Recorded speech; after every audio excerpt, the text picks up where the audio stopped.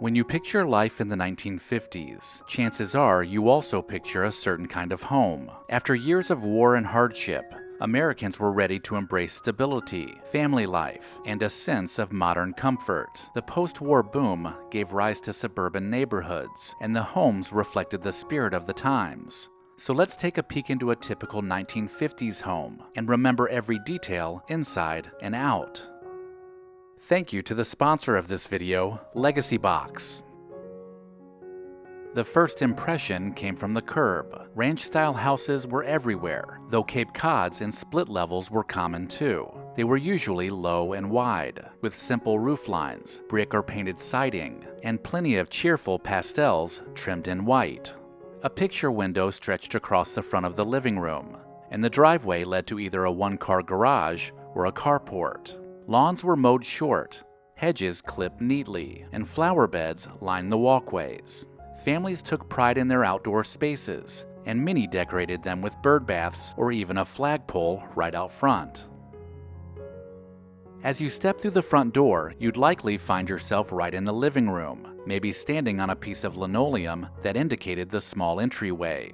One thing you might notice is how small the living room was, especially when it was filled with large pieces of furniture. By the mid-1950s, many homes still had large radios as centerpieces, but the new television was quickly replacing it, often housed in a wooden console, with rabbit ear antennas perched on top. Families gathered around to listen together to a nightly broadcast, or for those lucky ones, to watch I Love Lucy and the Honeymooners. Furniture mixed comfort and style back then. Sofas and chairs came in tweed or floral patterns, and many were covered in clear plastic slipcovers to keep them spotless. A small coffee table might hold ashtrays, candy dishes, or ceramic figurines, while lamps with fiberglass shades stood on the end tables, with magazines like Life or McCall's stacked nearby.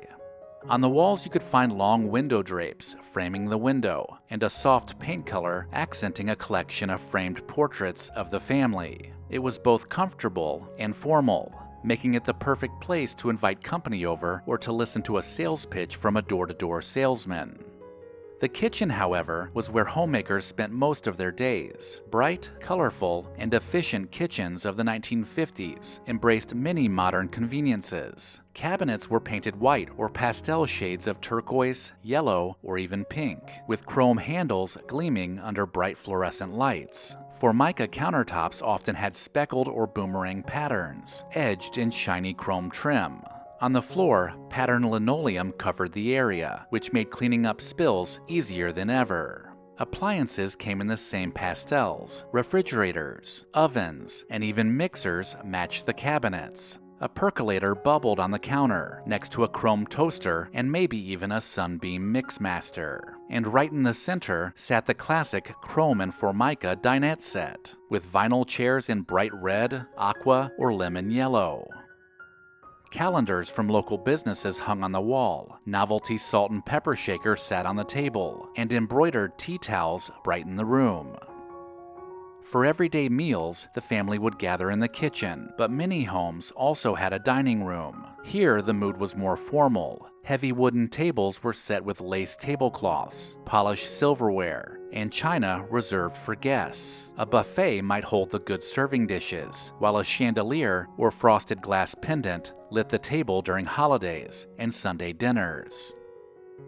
Bedrooms in these small homes were usually limited to 2, and they were very modest, but they continued the same sense of order and comfort. Parents often had matching bedroom sets, headboards, nightstands, dresser, and mirror, all in maple or walnut. Quilted bedspreads covered the beds, with ruffled curtains on the windows.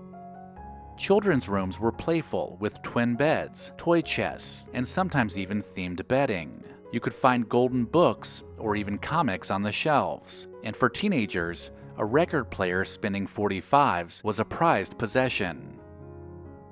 The lone hallway bathroom was always quite small, but it certainly made up for it in color. Pastel tiles in pink, aqua, or mint green covered the walls, often trimmed with black or burgundy. The sink, toilet, and tub usually matched those tiles. While some bathrooms were carpeted, Others just had coordinated accessories, like fuzzy toilet seat covers, matching towels, and colorful bath mats to complete the look. Then there was the mirrored medicine cabinet above the sink. It was filled with all the essentials: lozenger tins, Old Spice, mercurochrome, and powders for just about everything. Some homes also had a basement or den, often paneled in knotty pine. This was a more casual family space, sometimes with a bar and vinyl stools, or even a hi-fi system for spinning records. It's also where board games would come out, where puzzles were spread across card tables, and where kids could play while the adults relaxed. And then there was the backyard, which became an extension of the family's living space. A simple charcoal grill was often set up on the patio, ready for weekend cookouts. A couple of aluminum lawn chairs with colorful woven webbing could be found, and a patio table might hold some potato salad or even lemonade. Children played on swing sets, and sprinklers were often used to cool them off in the summer. A clothesline stretched across the yard and was filled with freshly washed laundry swaying in the breeze. The backyard was a pretty special place where neighbors talked, kids played until dark, and where the smell of freshly cut grass could be found on the weekend. Put all this together, and you start to feel the atmosphere of a 1950s home. These houses are much smaller than what we're used to today, around 1,000 square feet, but every inch was considered. These homes were reflections of the American dream, representing both optimism and pride. From the picket fence outside to the pastel tiles inside, a 1950s home embodied the post-war dream of prosperity and family life. The 1950s home was a place where televisions could be seen glowing through the front window, Formica countertops sparkled in the kitchen, and ashtrays sat on nearly every table. A place where all the details, from ceramic trinkets to water sprinklers, told the story of an era that was uniquely its own.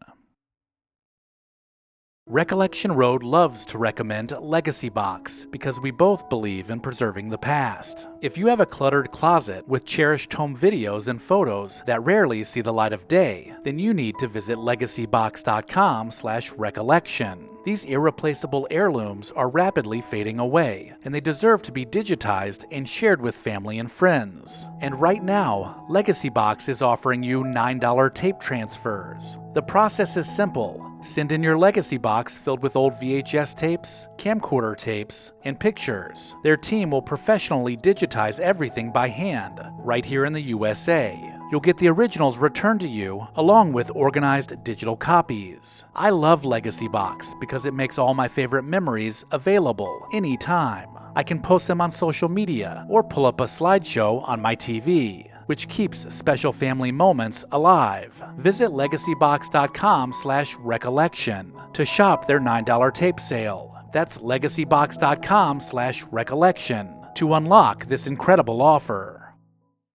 Let me know in the comments if I missed anything, and make sure to check the description of this video for links to pick up a t-shirt and sign up for the newsletter. Also, don't forget to visit our friends at Horn & Hardart to save 10% on your next order. Visit hornandhardart.com/recollection.